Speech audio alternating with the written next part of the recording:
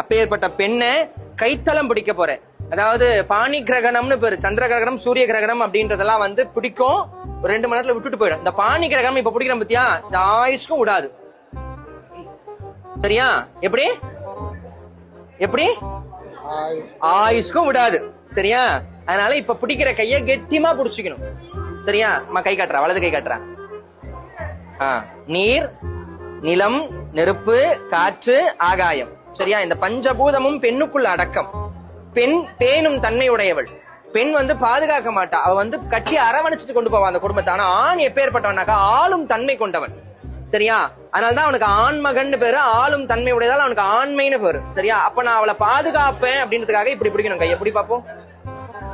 இப்ப பிடிச்ச கைய ஷாப்பிங் மால் போனாலோ, சினிமா தியேட்டர் போனாலோ, டி நகர் போனாலோ, ஜிஏ ரோடு போனாலோ, எம்சி ரோடு போனாலோ விட்டுறக்கூடாது. கெட்டிமா பிடிச்சுக்கணும். சரிங்களா?